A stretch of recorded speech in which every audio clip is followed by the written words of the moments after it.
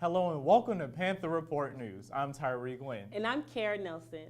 You had a chance to interview one of the best men in television, CNN News anchor Don Lemon. I did. During Spotlight's Distinguished Speaker Series, I was able to sit down with Don Lemon in an exclusive interview with Panther Report. Take a look at the sneak peek. Fake news to me is not a news organization putting out information that is fake to deceive people. The other is a news organization who you may not agree with, but that is a distorted version of what fake news is.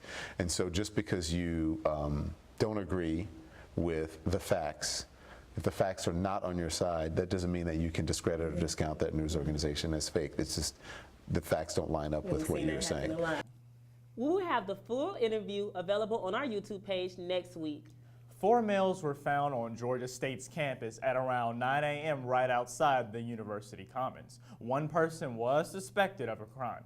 When Georgia State and the Atlanta Police Department arrived on the scene, the incident was heightened when one of the men was tased and attempted to run away.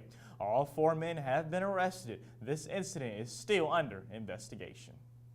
We were on patrol, and my patrol units noticed some suspicious individuals down at 141 Piedmont in front of the Commons.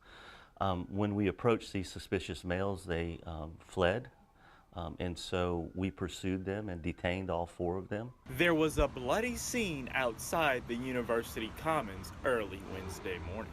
Chief of Police Joseph Splain says officers responded when 4 suspicious males were spotted outside the residence hall. One of the suspects had a handgun and attempted to flee, but Splain said the journey ended quickly when GSU police tased him and took him down. The person who was tased, when he was tased, he fell and hit his face on the ground. And so that's why he was bleeding. It's because in the process of running from the police, he was tased and fell. The chief says the investigation is still underway and there is plenty of work to do in this case. We're going to try to figure out what they're doing on campus. We're going to try to figure out, have they been on any other campuses? I know that we've had some problems over at the Morehouse campus with carjackings in the last few days. We want to make sure that they're not involved with that type of activity. We will be giving them a criminal trespass for all GSU property, so they will not be allowed on our property, which is pretty standard that we do when we have issues with people. As of Wednesday, the 4 suspects were transported to the Fulton County Jail. All of them are facing obstruction and other individual charges. Georgia State's newest Chick-Fil-A numbers are out of the door.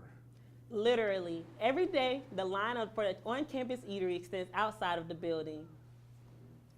So we serve about 2,000 customers a day, average maybe $9 to $10 a transaction.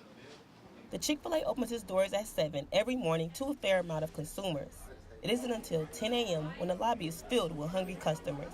It varies from day to day. On Mondays and Wednesdays, it's a little later because I guess a lot of students not taking classes on Mondays and Wednesdays. Well, Tuesdays and Thursdays is basically all day.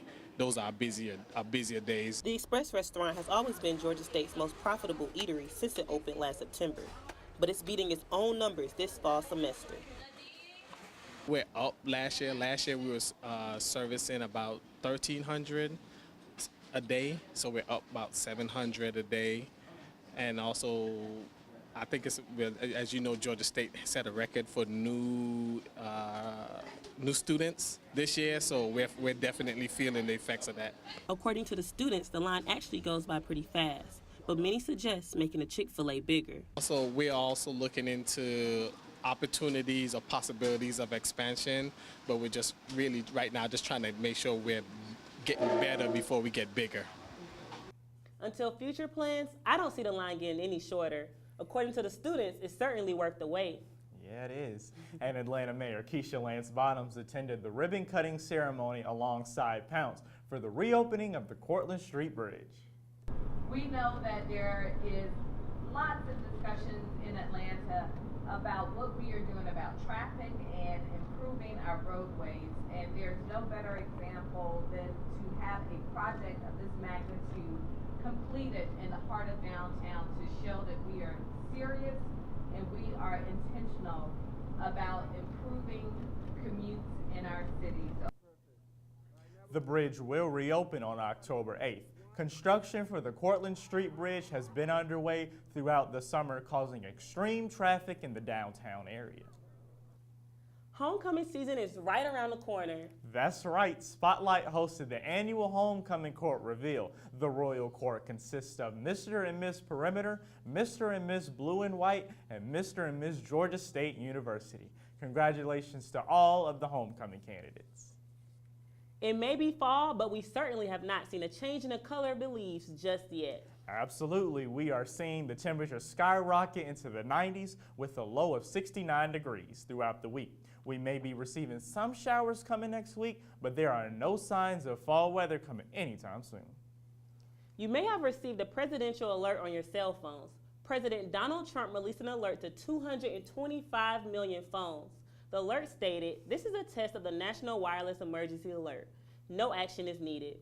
Tyrik, where were you when you got the text? I was in class and everybody's phone went off. Wow. Thank you for watching another episode of Panther Report News. Be sure to follow us on Facebook, Instagram, and Twitter at GSUPRN. Also, subscribe down below and please let us know what you think in the comments. I'm Tyrik Wynn. And I'm Karen Nelson, and we'll see you next week.